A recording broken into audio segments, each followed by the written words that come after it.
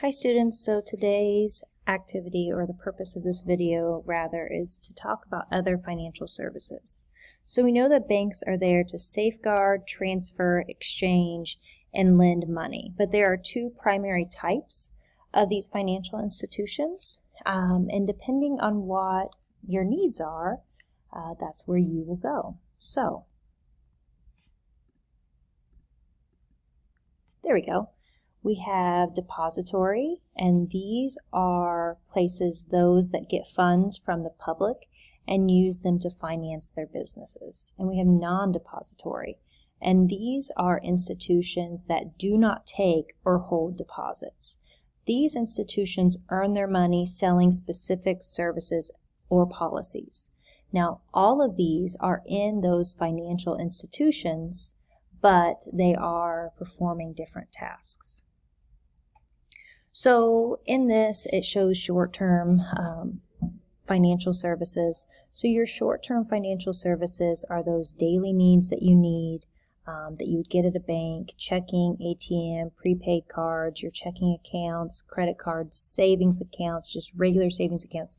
These would be for short-term reasons to go to a bank for a financial service.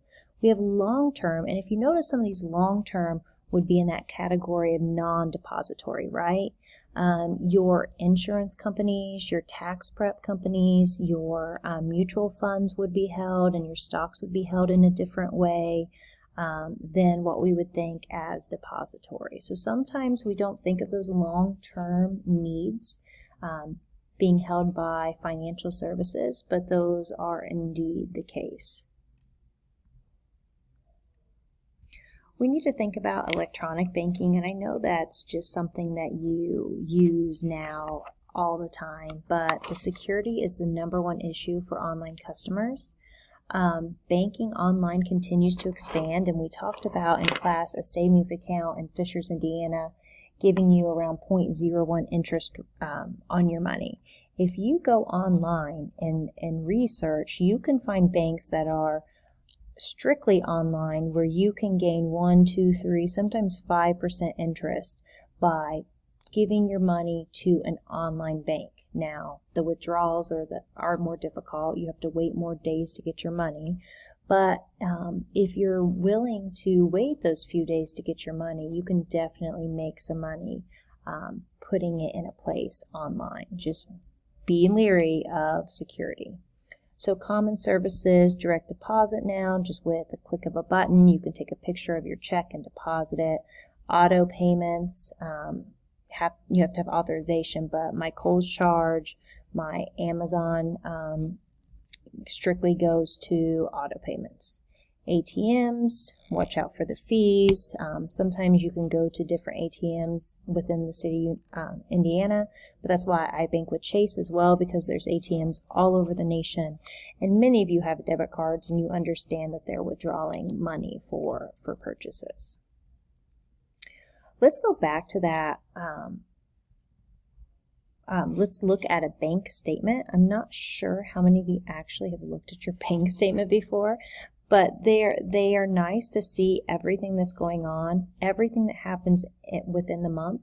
There's actually a law now that your banking statement will have pictures of all the checks you write, or the checks that have been received.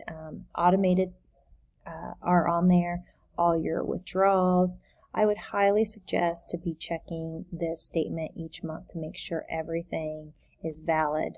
And that your money is being spent by you and no one else.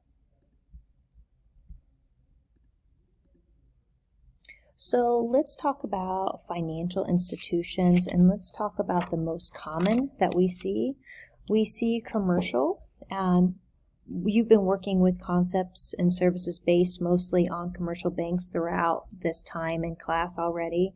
One of the biggest distinctions between commercial banks and other depository institutions is that a commercial bank is owned by stockholders who expect a profit on their investments.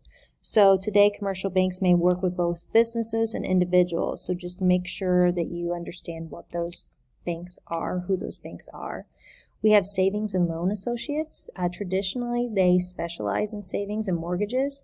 They typically have federal in the name of their actual institution or state charter, so the Indiana will be in their name. They're building and loan associations, homestead banks, cooperative banks. They receive most of their deposits from individuals, and today they offer most of the same services as a commercial bank. So savings and loan associations are owned not by outside investors, but the depositors themselves. We have mutual savings banks. They're similar to savings and loan associations. They receive deposits primarily from individuals and concentrate also on that private real estate mortgages. So mutual savings banks are owned by depositors as well. They can be state chartered. Mutual savings banks and savings and loan associations are sometimes called thrift institutions, and few remain as a result of the crisis in the industry in the 1980s, so you won't see as many around. But these institutions are regulated and protected by just the state and federal government, just like the others. And then we have credit unions. Credit unions are special, so they are also owned by depositors, but there are a couple key differences. First, users of these credit unions must be members. So membership is usually based on some type of association, like Teachers Credit Union, such as an employer, other employer, geographic region, social, religious affiliation. And the second, credit unions are non-for-profit. So they exist to benefit the members. So any money beyond cost is returned to members in the form of dividends. And you can typically, on credit unions, get a better loan interest rate. And so if I want to take out a loan, I typically go to a credit union. If I want to make money on my deposit, I typically go to a bank. That's just some information from me.